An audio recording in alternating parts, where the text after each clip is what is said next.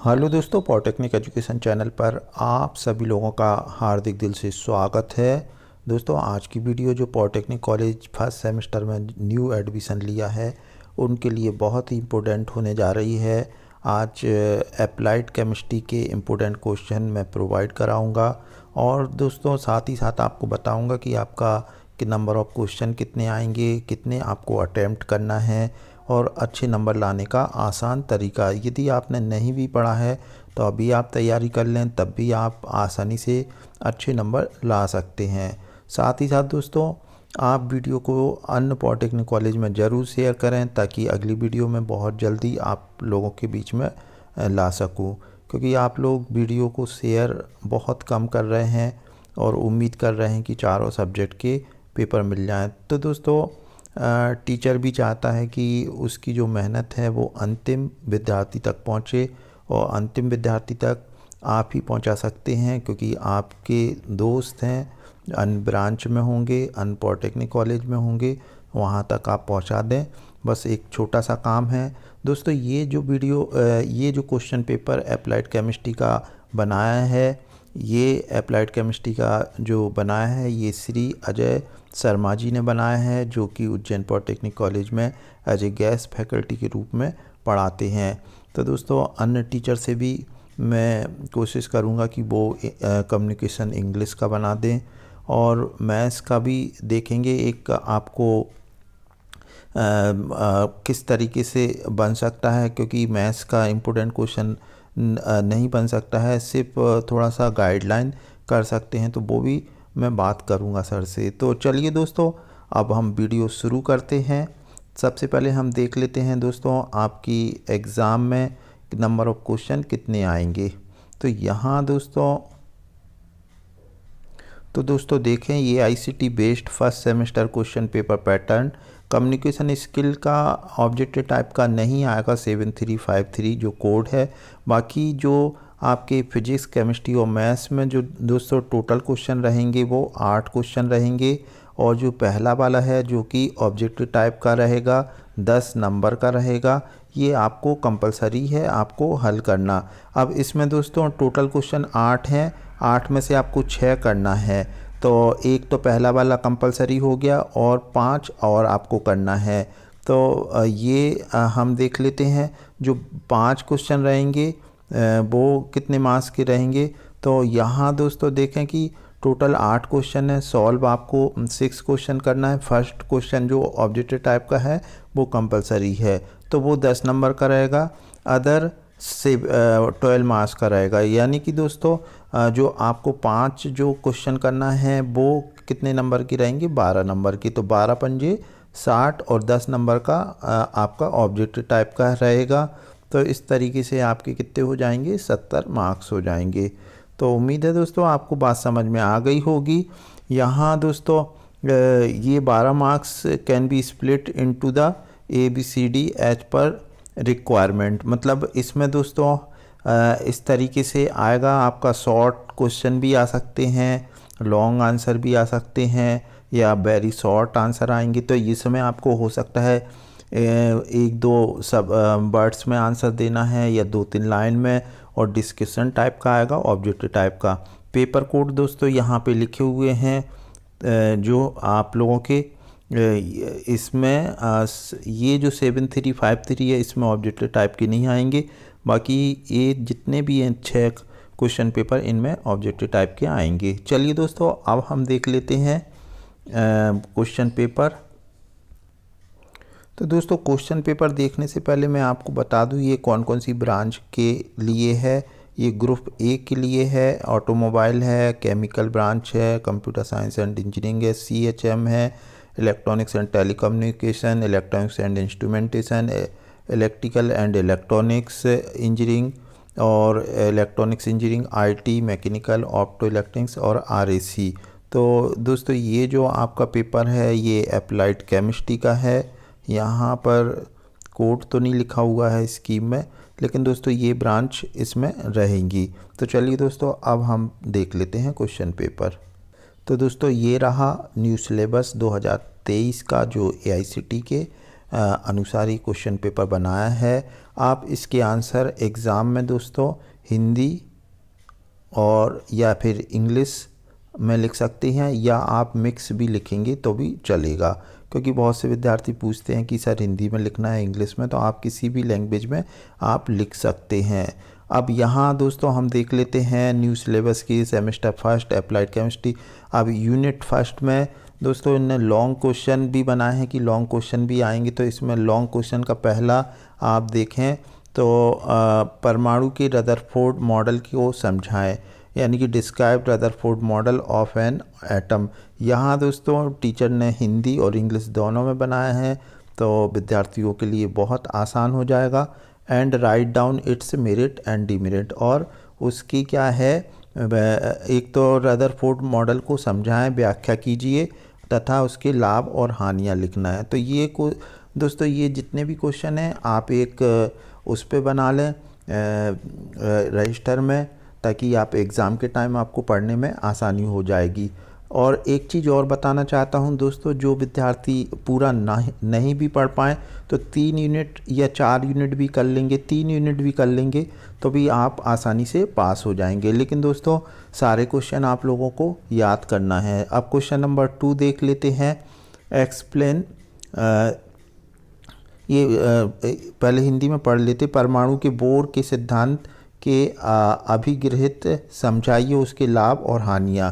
तो ये explain the postulates of bourse theory of atom, तो बोर्स थ्योरी को आपको समझाना है और उसके भी आपको लाभ हानि लिखना है। क्वेश्चन नंबर 3, क्वांटम संख्याओं को समझाइए, तो एक्सप्लेन द क्वांटम नंबर। अब ये शॉर्ट नोट्स हैं, इनको भी आप करना है, कौन कौन से बॉन्ड होते हैं, या ऐसे भी क्वेश्चन आ सकता है टाइप्स ऑफ बॉन्ड, तो आपको ये सारे बॉन्ड के नाम लिखना है और किसी का एक्सप्लेन कर सकते हैं। यहाँ पे शॉर्ट नोट्स में आपको ionic bond, covalent bond, coordination bond, hydrogen bond है और मेटालिक है। तो ये धात्विक बंध, हाइड्रोजन उपसंयोजक बंध, सहसंयोजक बंध और आयनिक बंध, तो ये इनके आप शॉर्ट आंसर लिख लें। अब फिर अगला क्वेश्चन है व्हाट इज़ द हाइड्रोडाइजेशन, एक्सप्लेन हाइड्रोडाइजेशन। तो यहाँ पे आपको संकरण क्या है और निम्न में संक्रमण को समझाइए। तो ये फार्मूले लिखे हुए हैं BeCl2 BF3 CH4, मीथेन को NH3 और H2O वाटर का। तो दोस्तों ये इस पे आपको समझाना है। शॉर्ट आंसर लघु उत्तरीय प्रश्न है। यहाँ पे एक्सप्लेन फॉलोइंग प्रिंसिपल, तो यहाँ पे आपको जो स्टेटमेंट है, प्रिंसिपल एक तरह का स्टेटमेंट होता है, जैसा उस प्रिंसिपल है वैसा आप लोगों को याद करना होता है। तो यहाँ पे पाउली सिद्धांत लिखा है, पाउलीस एक्सक्लूशन प्रिंसिपल, फिर लिखा हुआ है हुंड नियम, हुंड्स रूल ऑफ मैक्सिमम मल्टीप्लाइसिंग, फिर लिखा है ऑफ बाहु रूल, और फिर लिखा हुआ है हाइजेनबर्ग का अनिश्चित सिद्धांत, अनसर्टेनिटी प्रिंसिपल। तो दोस्तों ये आप लोग इसको लिख लें। वो पहला जो यूनिट है आपकी काफ़ी बड़ी है, इसको अच्छे से कर लें तो हो सकता है 2 क्वेश्चन इसी में से आ जाएं। व्हाट इज़ द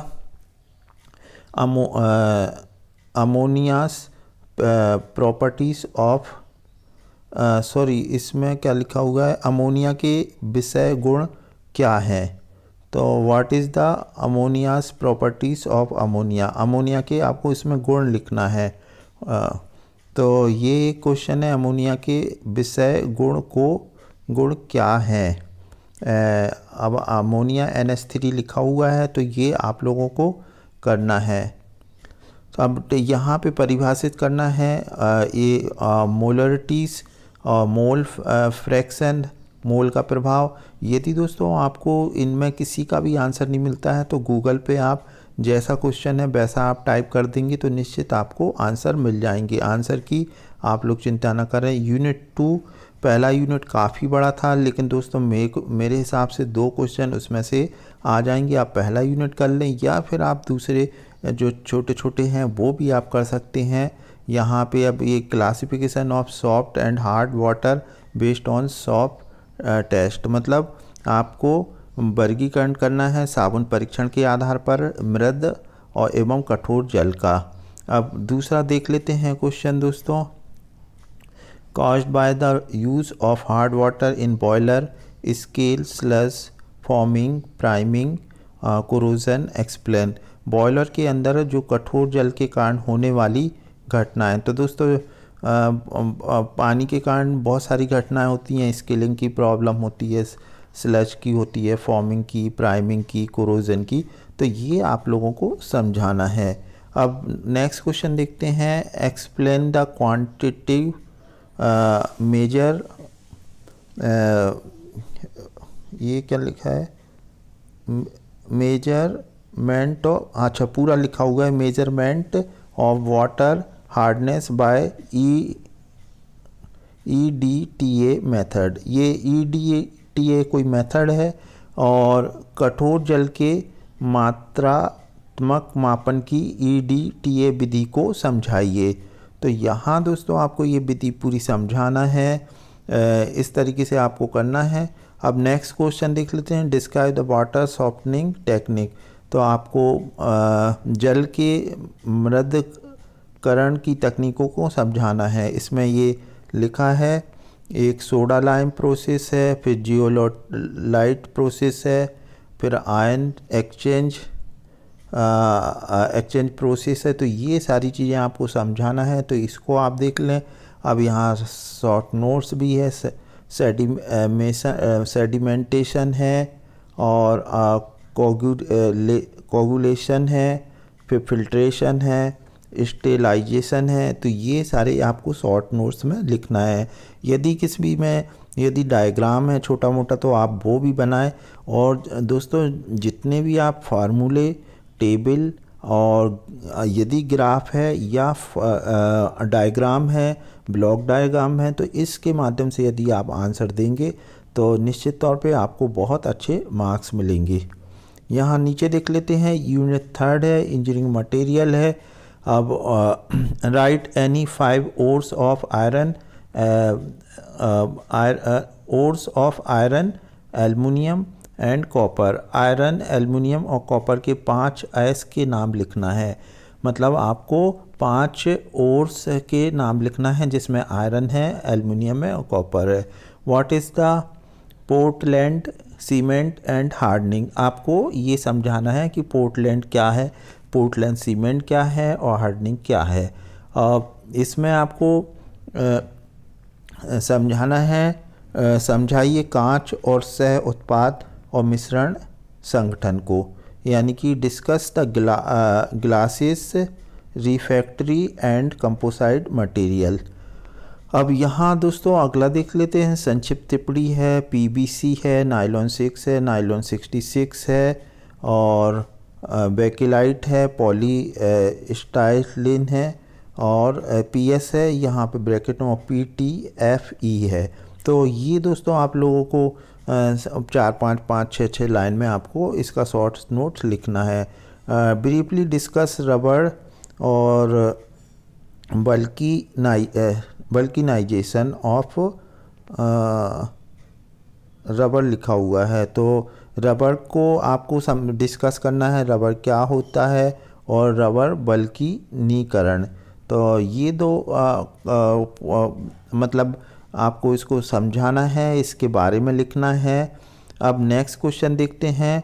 अब इसमें आपको डिफरेंस लिखना है थर्मोप्लास्टिक और थर्मोसेटिंग प्लास्टिक। ये दोस्तों ज़रूर आता है और ये मैन्युफैक्चरिंग प्रोसेस में भी है, बहुत से उसमें है, प्लास्टिक में भी है। तो ये आप लोग जैसे मान लो इसमें अंतर लिखना है, कभी इस पे राइट द शॉर्ट नोट्स और थर्मोप्लास्टिक आया तो जो 4-5 आपने अंतर लिखे हैं वो आप लिख सकते हैं, या आपको ऐसे भी आ सकता है explain the thermoplastic and thermosetting. तो आपको जो अंतर 5 लिखे हैं वो आप इसमें लिख दीजिए।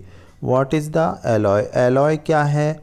एलॉय आपको पता है 2 या 2 से धातु के मिश्रण को कहते हैं। Any 5 alloy right composition, percentage and application. तो आप मिश्र धातु किसे कहते हैं, कोई 5 मिश्र धातुओं का संगठन, प्रतिशत और उसका उपयोग लिखिए। अब unit 4 definition of fuel. Fuel के डेफिनेशन लिखना है। कंबशन ऑफ फ्यूल, ईंधन का जलना और कैलोरीफिक वैल्यू, ये आपको परिभाषित करना है। क्लासिफिकेशन ऑफ फ्यूल, ईंधन का वर्गीकरण करना है। फिर नेक्स्ट क्वेश्चन है calculation of HCB LCB using the Dulong's formula 1 numerical. तो इसमें भी दोस्तों न्यूमेरिकल आ सकता है। उच्च कैलोरी मान और निम्न कैलोरी मान HCB LCB की गणना और ड्यू लॉग सूत्र की सहायता से करना है, एक न्यूमेरिकल आएगा। तो यहाँ दोस्तों एक न्यूमेरिकल की बात कर रहे हैं, तो आपके सिलेबस में लिखा होगा कि सिंपल न्यूमेरिकल प्रॉब्लम में भी आ सकती है, कम इन योर एग्ज़ाम। अब नेक्स्ट देख लेते हैं कोल का निकटतम विश्लेषण समझाइए। तो ये आपको समझाना है proximate analysis of coal solid fuel. अब write any 5 function and the characteristic property of good lubricant. तो ये क्वेश्चन ज़रूर आएगा दोस्तों, जैसा मेरे को ऐसा लगता है कि एक मतलब ये आप लोगों ने पहले भी पढ़ा होगा, लुब्रिकेशन क्या होता है, इसका क्या फंक्शन है, और एक गुड लुब्रिकेंट में मतलब कौन कौन से गुण होते हैं। लुब्रिकेंट को स्नेहक कहते हैं, अच्छे स्नेहक के कोई 5 कार्य और विशेषताएं लिखिए। Right the classification of good lubricant with example. अब गुड लुब्रिकेशन की क्लासिफिकेशन करना है और एग्जाम्पल भी देना है। Right short notes, flash and fire point, ये आपको शॉर्ट नोट्स में लिखना है। और विस्कोसिटी एंड विस्कोसिटी इंडेक्स और पोर पॉइंट, तो श्यानता और श्यानता सूचकांक लिखना है। अगला देख लेते हैं दोस्तों, इसमें डिस्कस करना है ऑक्टेन संख्या और C10, ऑक्टेन और C10 नंबर, ये आप लोग कर लें। अब देख लेते हैं एक्सप्लेन विद डायग्राम, चित्र से समझाना है। शुष्क सेल, ये ज़रूर आएंगे दोस्तों, एक कोई किसी का चित्र की सहायता से एक्सप्लेन, जैसे dry cell with the help of the diagrams. तो यहाँ ड्राई सेल भी लिखा है, डेड स्टोरेज बैटरी लिखी हुई है, सोलर सेल लिखा हुआ है और फ्यूल सेल। तो दोस्तों इनमें डायग्राम बनाना आप सीख लें। अब नेक्स्ट देख लेते हैं, ये 5 आखिरी यूनिट है। तो यहाँ दोस्तों आप देखें आपको वैद्युतीकरण के फैराडे का नियम, तो ये भी एक बहुत इंपॉर्टेंट क्वेश्चन है, प्रथम और द्वितीय। तो law of Faraday's in electrolyte, first और सेकंड लॉ होगा, तो ये आप लोग करें। एप्लीकेशन ऑफ इलेक्ट्रोलाइट, वैद्युतीकरण का अनुप्रयोग, एप्लीकेशन लिखना है। इलेक्ट्रो मेटलर्जी, इलेक्ट्रोप्लेटिंग और इलेक्ट्रोलाइट रिफाइनिंग, मतलब इलेक्ट्रो रिफाइनिंग पे भी ये सारी चीज़ें आपको इन पे एप्लीकेशन लिखना है, वैद्युतीकरण के अनुप्रयोग। अब difference between the primary and secondary cell, प्राथमिक और द्वितीय सेल में अंतर को आपको समझाना है। बिल्कुल लास्ट क्वेश्चन बचा है दोस्तों, व्हाट इज़ द कोरोजन। तो ये क्वेश्चन ये भी बहुत सिंपल सा है, जंग क्या होती है, या जंग मतलब इसको संचारण कहते हैं टेक्निकल वर्ड्स। और factor affecting of corrosion and prevention of corrosion, मतलब इसे प्रभावित करने वाले कारक और सुरक्षा के उपाय लिखिए। तो दोस्तों ये कुछ क्वेश्चन थे, आप चाहें तो जो आपको यूनिट 5 के क्वेश्चन आप तैयार कर लें, यूनिट 4 के कर लें, यूनिट 1 आपको ज़्यादा लग रहा है तो दोस्तों इस तरीके से आप लोग ये सारे करेंगे, डायग्राम ज़रूर बनाएं तो निश्चित रूप से आप पास हो जाएंगे। और एक बार आप लोग ज़रूर शर्मा सर को थैंक यू बोलें, क्योंकि उन्होंने ये वीडियो आप लोगों के लिए मेरे कहने पर स्पेशली उन्होंने PDF के माध्यम से बनाया है। और इसमें सबसे अच्छी चीज़ है, हिंदी में भी लिखा हुआ है, इंग्लिश में भी लिखा हुआ है।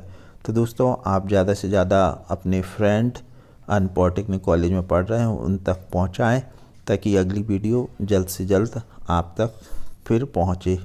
और वीडियो देखने के लिए थैंक यू।